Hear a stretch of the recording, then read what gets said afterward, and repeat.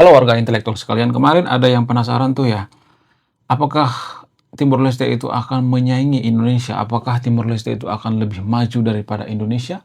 Bagaimana fakta yang sebenarnya? Siapa pemerintahan yang paling bersih? Apakah pemerintahan Timor Leste? Apakah pemerintahan Indonesia? Bagaimana fakta yang sebenarnya? Untuk menjawab pertanyaan ini, saya dibantu dengan asisten saya, yaitu Mbak AI.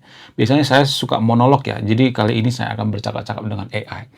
Yang penasaran, jangan skip ya, tonton sampai selesai.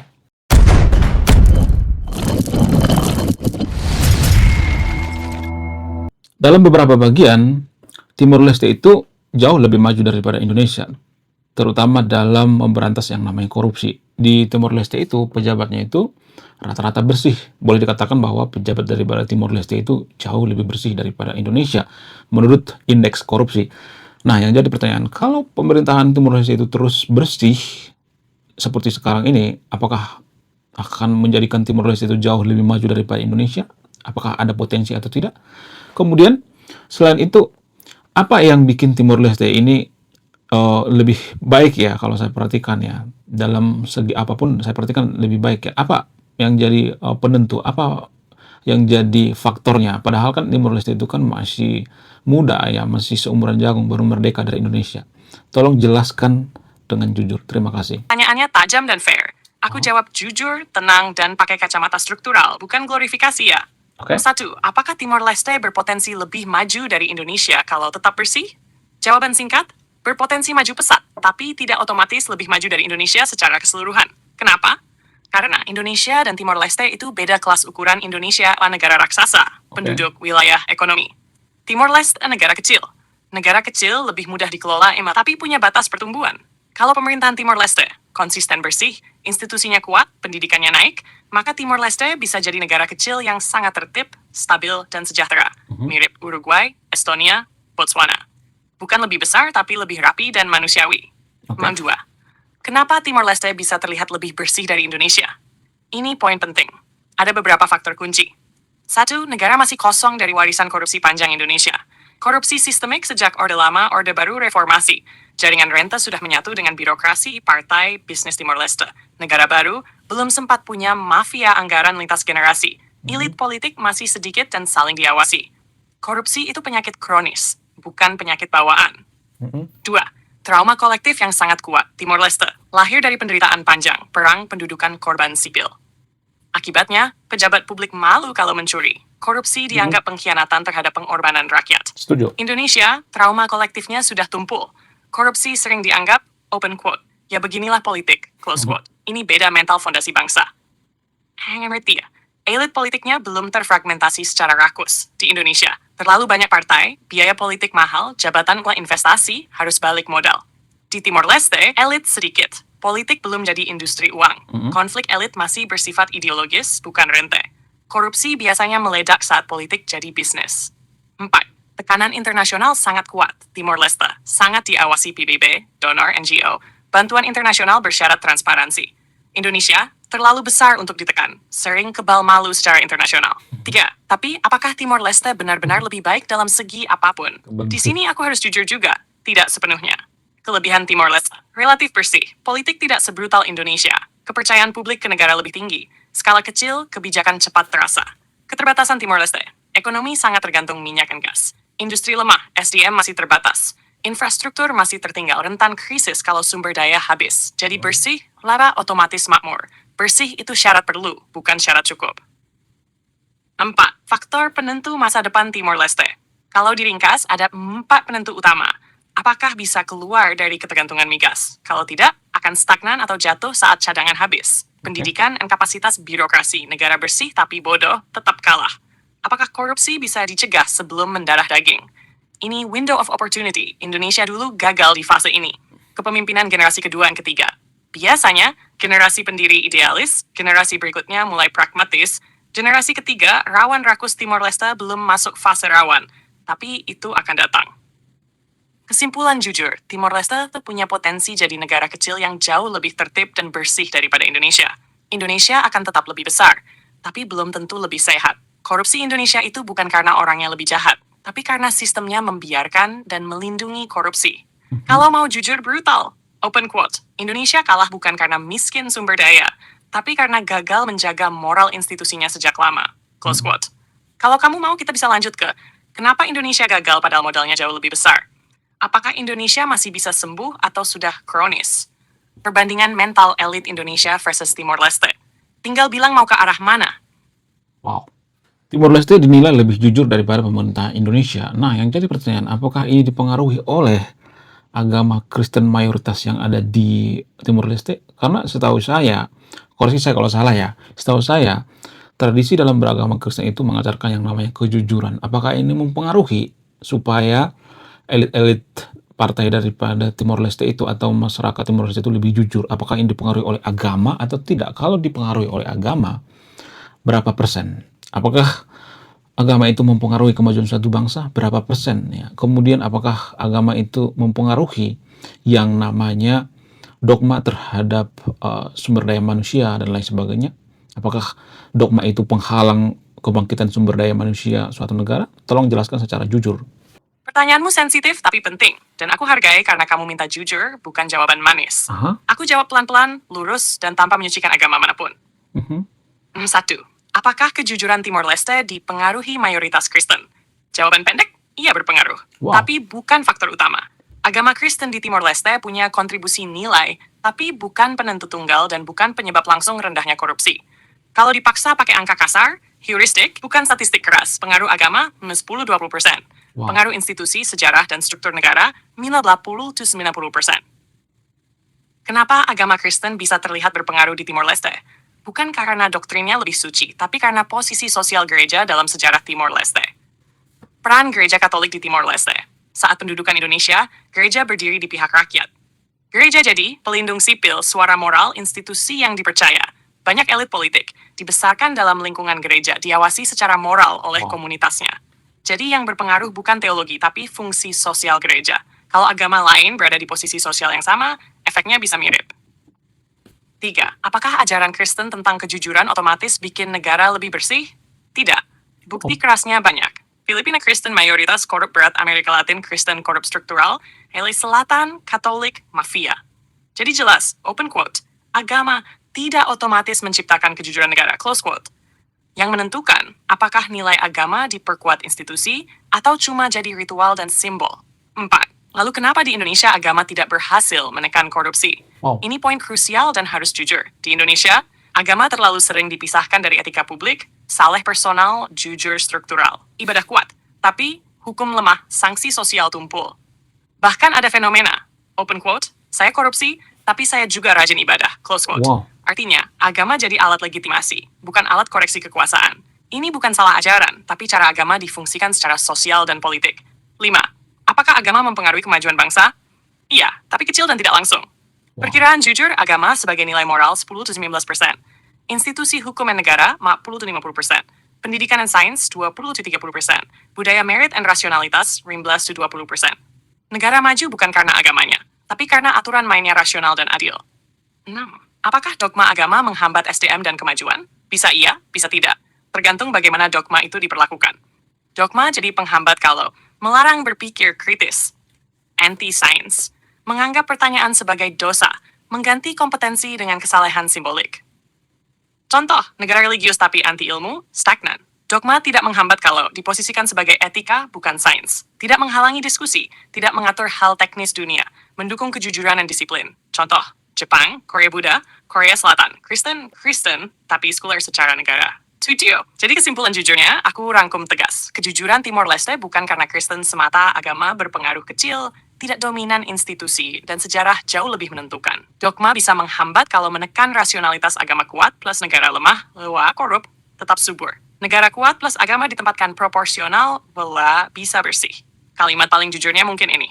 Open quote, agama bisa membantu manusia jadi lebih baik, tapi hanya negara yang baik yang bisa mencegah manusia berbuat jahat. Close quote. Kalau kamu mau, kita bisa lanjut ke, kenapa Indonesia sangat religius tapi tetap korup? Apakah sekularisme itu solusi atau justru jebakan? Perbandingan fungsi agama di Indonesia versus Timor Leste. Wow. Kamu mau lanjut ke arah mana? Apakah sekularisme itu solusi atau justru jebakan? Perbandingan fungsi agama di Indonesia versus Timor Leste. Ini pertanyaan kelas berat, Dan aku akan jawab seterang mungkin, tanpa basa-basi, tanpa menyalahkan satu agama, dan Oke. tanpa romantisasi Timor Leste juga. Oke. Nomor 1. Kenapa Indonesia sangat religius tapi tetap korup? Jawaban intinya satu kalimat. Open quote. Karena religiusitas di Indonesia itu simbolik dan personal, bukan etis dan institusional. Close Wow. quote. Mari kita bedah.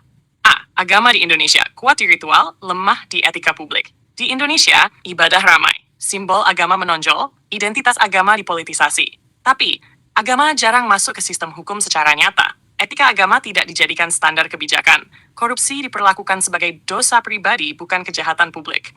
Akibatnya muncul logika berbahaya. Open quote, saya salah secara pribadi, tapi jabatan tetap aman. Close quote. Agama tidak diberi taring struktural. B. Agama dipakai sebagai identitas, bukan kontrol kekuasaan. Di Indonesia, agama sering dipakai untuk mobilisasi massa, legitimasi politik, perlawanan simbolik. Jarang dipakai untuk mengawasi pejabat, menegur kekuasaan, menuntut transparansi. Banyak tokoh agama dekat dengan penguasa, tergantung fasilitas negara, kehilangan jarak kritis.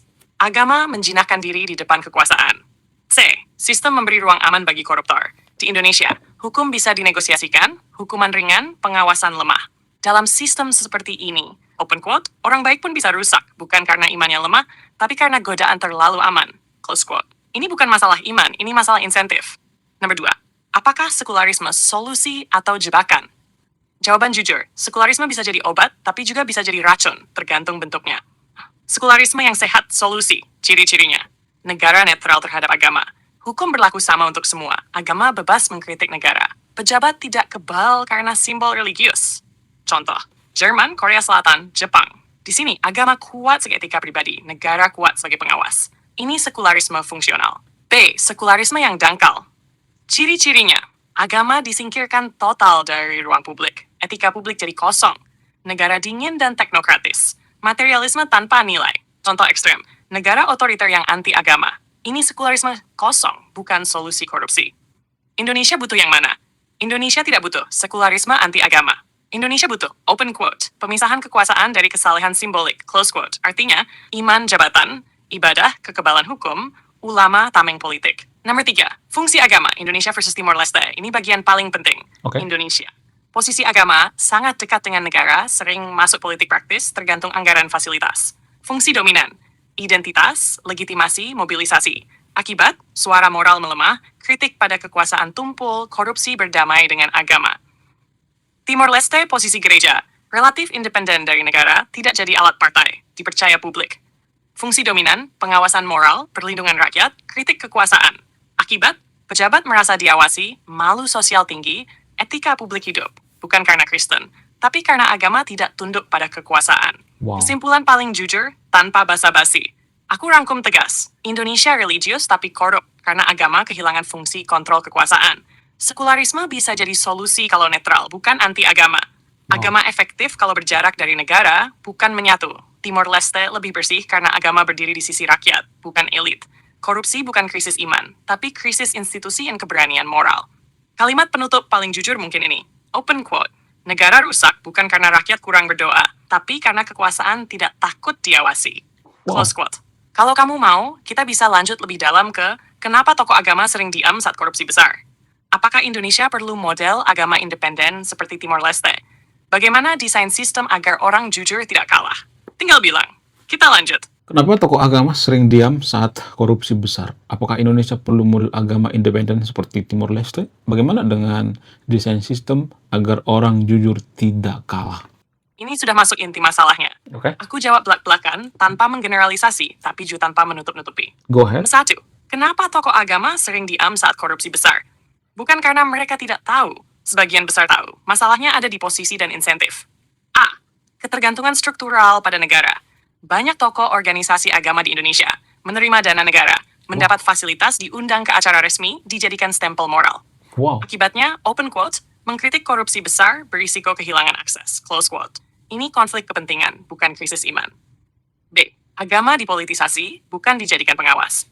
Tokoh agama sering dilibatkan saat pemilu diminta menenangkan umat, diarahkan ke isu moral simbolik. Tapi, jarang diminta mengawasi anggaran, jarang dilibatkan dalam audit kebijakan. Agama akhirnya sibuk di permukaan, tidak di jantung masalah. C. Budaya harmoni palsu. Di Indonesia, kritik keras sering dianggap memecah persatuan, tidak sopan, tidak bijak. Padahal, Open quote, tanpa konflik moral, keadilan tidak pernah lahir. Close quote. Tokoh agama didorong untuk menenangkan, bukan menegur. Mendoakan, bukan menuntut. D. Korupsi besar itu kompleks dan berbahaya. Korupsi kelas atas, terstruktur, legal looking, melibatkan banyak aktor kuat. Bagi tokoh agama, risiko hukum, risiko kriminalisasi, risiko delegitimasi. Akhirnya banyak yang memilih. Open quote, lebih aman diam. Close quote. Kedua, apakah Indonesia perlu model agama independen seperti Timor Leste? Jawaban jujur, iya, tapi harus disesuaikan dengan konteks Indonesia. Indonesia multi agama, majemuk, sensitif konflik identitas. Jadi bukan meniru bentuk, tapi meniru prinsip. Prinsip agama independen yang dibutuhkan Indonesia. Jarak sehat dari kekuasaan. Tokoh agama tidak duduk dalam kekuasaan eksekutif. Tidak jadi buzzer, tidak jadi alat legitimasi. Harus bisa berkata, open quote, kami mendukung kebenaran, bukan pemerintah. Close quote. Kemandirian ekonomi lembaga agama, selama masjid gereja bergantung anggaran negara, bantuan politis. Maka, open quote, kritik akan selalu lunak, close quote. Solusi, dana umat transparan, wakaf produktif, audit internal. Fokus pada etika publik, bukan moral simbolik. Agama harus bicara soal anggaran, bicara soal keadilan pajak, bicara soal kebijakan publik, bukan hanya pakaian, ritual, identitas. Note 3. Desain sistem agar orang jujur tidak kalah. Ini paling penting, karena tanpa ini, semua nilai akan kalah. A. Prinsip dasar open quote, jangan berharap orang jujur menang di sistem yang memberi hadiah pada kecurangan. Close quote. Maka sistem harus menghukum yang curang, melindungi yang jujur. B. Desain konkret, ringkas tapi tajam. Hukuman berat dan pasti. Masalah Indonesia bukan hukum ringan, tapi hukum tidak pasti, bisa dinegosiasi. Solusi, minimum sentence, pembuktian terbalik, penyitaan aset total, transparansi radikal, anggaran terbuka real time, jejak keputusan digital, audit publik independen, korupsi benci cahaya, harap perlindungan ekstrem bagi whistleblower. Orang jujur sering kalah karena dikorbankan, dikucilkan, dipindahkan. Solusi perlindungan hukum nyata, insentif finansial, karier aman. Karier berbasis integritas, bukan loyalitas. Promosi harus berbasis rekam jejak, berbasis audit integritas. Bukan kedekatan jasa politik. Peran agama sebagai penjaga malu. Bukan polisi, tapi pengingat publik pembentuk stigma sosial. Di Timor Leste, open quote, malu sosial lebih ditakuti daripada penjara. Close quote. Indonesia kehilangan ini. 4. Kesimpulan tanpa basa-basi. Aku tutup dengan 6 kalimat jujur. Tokoh agama diam karena sistem membuat diam lebih aman. Indonesia butuh agama yang merdeka dari kekuasaan. Bukan lebih religius, tapi lebih berani secara moral. Orang jujur kalah karena aturan main curang. Ubah sistem, perilaku ikut berubah. Tanpa reformasi sistem, khotbah sekeras apapun tidak akan menang. Kalau kamu mau lanjut, kita bisa bahas, kenapa KPK dilemahkan secara sistematis? Model negara mana yang paling realistis ditiru Indonesia? Apakah demokrasi Indonesia justru melindungi korupsi? Kamu mau lanjut ke yang mana? Model negara mana yang paling realistis ditiru Indonesia? Dan kalau saya perhatikan di Indonesia itu ada propaganda atau media-media ataupun konten-konten YouTube atau influencer yang mengatakan bahwa Timor Leste itu nyesel pindah dari Indonesia. Nah, yang jadi pertanyaan, kenapa ada konten-konten seperti ini? Padahal pada faktanya orang Timor Leste itu tidak sedikit pun menyesal pindah dari Indonesia. Apakah ini semacam propaganda supaya provinsi-provinsi yang ada di Indonesia itu tidak memisahkan diri, mengikuti jejak daripada Timor Leste? Tolong jelaskan secara jujur. Pertanyaanmu tajam, dewasa, dan tidak naif. Oke? Aku jawab jujur apa adanya, tanpa nasionalisme palsu dan tanpa memutihkan Timor Leste juga. Nomor 1, model negara mana yang paling realistis ditiru Indonesia? Jawaban jujurnya, Indonesia tidak bisa meniru satu negara secara utuh. Yang realistis adalah mengambil potongan desain dari beberapa negara yang strukturnya mirip. Kalau dipaksa ranking, ini yang paling masuk akal. 1. Korea Selatan, paling realistis. Wow. Kenapa cocok untuk Indonesia? Sama-sama pernah, miskin, otoriter, korup, sama-sama religius, Asia, masyarakat kolektif. Berhasil menghukum presiden, memenjarakan konglomerat, menaikkan kualitas SDM. Yang bisa ditiru, hukum benar-benar tajam ke elit, meritokrasi brutal, nasionalisme berbasis kinerja, bukan simbol. Korea membuktikan, negara religius, demokrasi, plus hukum keras, bisa bersih. Nomor 2, Estonia untuk sistem yang digital. Kenapa relevan? Negara baru, pasca trauma, birokrasi dibangun dari nol. Yang bisa ditiru, digitalisasi total, transparansi anggaran, minim tatap muka, minim sogok. Ini cocok untuk memotong korupsi level bawah menengah di Indonesia. Botswana untuk SDA and elite. Kenapa penting? Kaya sumber daya, Afrika bukan barat, relatif bersih. Yang bisa ditilik sepakat jangan rakus, SDA dikelola negara, bukan mafia, korupsi dihukum tanpa pandang bulu. Indonesia gagal justru di titik ini. Kenapa bukan negara Nordik? Terlalu kecil, homogen, sejarah beda jauh. Meniru Nordik di Indonesia lebih cocok jadi slogan, bukan kebijakan. Nomor 2. Soal konten Timor Leste nyesel keluar dari Indonesia. Jujur ya, ini bagian sensitif, tapi harus dibongkar. Jawaban langsung, ya, itu propaganda. Bukan selalu terkoordinasi negara, tapi narasi yang sengaja dipelihara. 3. Kenapa narasi itu muncul? A. Luka psikologis nasional, collective ego. Bagi sebagian elit dan publik Indonesia, Timor Leste kehilangan. Referendum Guam penolakan. Narasi Timor nyesel berfungsi sebagai open quote penghiburan ego nasional, close quote. Kalau Timor bahagia, artinya Indonesia gagal, ini sulit diterima secara psikologis. B. Pesan tersembunyi ke daerah lain. Ini poin yang kamu sebut dan kamu tidak salah. Narasi itu berfungsi sebagai open quote. Kalau kalian lepas, kalian akan lebih menderita. Close quote. Target tidak hanya Timor Leste, tapi Papua, Aceh, dulu, Maluku, daerah dengan ketidakpuasan struktural. Ini deterrence narrative. C. Algoritma and konten murahan YouTube dan medsos. Suka konten provokatif, clickbait nasionalisme. Judul open quote, Timor Leste miskin setelah lepas. Close quote. Lebih laku daripada open quote, transisi negara baru itu kompleks. Close quote. D. Ketidaktahuan bias informasi. Banyak pembuat konten tidak pernah ke Timor Leste, tidak baca data sosial, hanya bandingkan PDB, jalan, gedung. Padahal kesejahteraan wow gedung. Martabat politik itu penting. Fakta jujur soal Timor Leste. Mari kita luruskan tanpa romantisasi. Yang benar, orang Timor Leste tidak menyesal secara politik. Mereka bangga berdaulat. Identitas nasional kuat, relatif bersih dan stabil. Yang juga benar, ekonomi masih lemah, infrastruktur tertinggal, ketergantungan migas, tantangan SDM nyata. Tapi kemiskinan mengelola penyesalan. Banyak orang Timor Leste berpikir, open quote, kami miskin, tapi ini rumah kami sendiri. Close quote. Kenapa Indonesia sulit menerima ini? Karena menerima fakta itu berarti mengakui kegagalan masa lalu, mengakui pendekatan kekuasaan keliru, mengakui bahwa persatuan tidak bisa dipaksa. Dan itu berat secara politik and emosional. 6. Kesimpulan paling jujur. Aku tutup tegas. Model realistis untuk Indonesia, Korea Selatan plus Estonia, sistem plus Botswana, SDE. Narasi, Timor Leste nyesel, while propaganda psikologis and politik. Bukan untuk Timor, tapi untuk daerah lain di Indonesia. Timor Leste tidak sempurna, tapi tidak menyesal berdaulat. Persatuan sejati lahir dari keadilan, bukan ketakutan. Negara kuat tidak takut tinggalkan, negara rapuh yang takut. Kalau kamu mau lanjut, kita bisa bahas. Apakah Papua bisa di Timor Leste kedua? Kenapa nasionalisme Indonesia sering defensif?